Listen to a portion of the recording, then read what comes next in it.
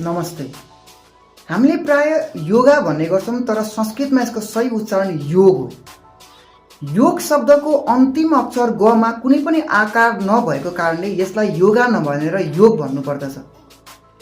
पश्चिमी मुलुकमा बढ्दो लोकप्रियताको कारणले उच्चारणीय परिवर्तन भएको कारणले यसलाई योगा भनिएको, तर वास्तवमा यो योग हो।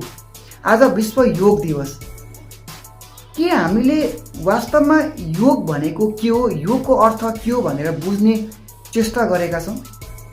योगलाई हामीले शरीरलाई लचिलो बनाउने, व्यायाम गर्ने, आसनमा बस्ने, प्राणायाम गर्ने भन्ने कुरामा मात्र सीमित राख्यौँ, तर विराट अर्थ बोकेको शब्द हो योग।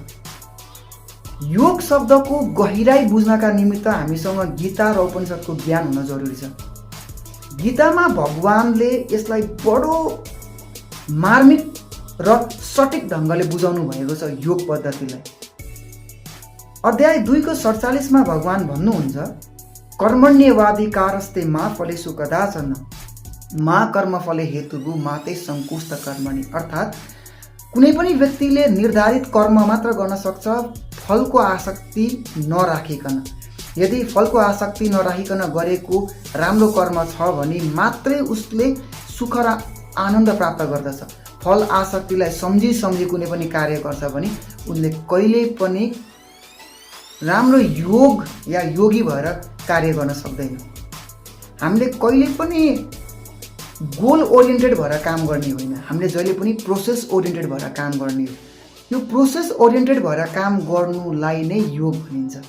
यो त हामीले सुनि बुझी आएको हो, तर भगवानले लगत्तै 48 श्लोकमा फेरि भन्नुहुन्छ, योगस्थ कुरु कर्माणि सङ्गम त्यक्त धनञ्जय सिद्ध सिद्धियो समो भूत्वा समत्वम योग उच्यते। अर्थात् हामीले जहिले पनि सम्भावनामा बसेर काम गर्नुपर्ने हुन्छ।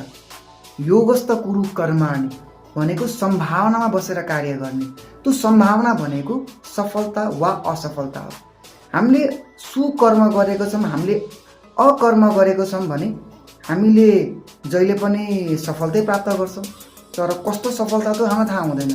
यदि हामीले कुकर्म गर्छौँ, नराम्रो कर्म गर्छौँ भने हामीले पाउने भनेको असफलतै हो, तर कस्तो खालको असफलता पनि हामीलाई थाहा हुँदैन। यो दुईटै फलको निर्धारण केवल परमात्मा भगवानसँग मात्रै हुन्छ। त्यही भएर आज यस योग दिवसको दिन हामीले केवल शरीर मात्रै योगको लायक हुन्छ भनेर नबुझौँ। हामीले शरीर, हामीभित्र रहेको मन, हामीभित्र रहेको आत्मालाई परमात्मासँग एक रूपता राख्ने कार्य गरौँ। त्यसलाई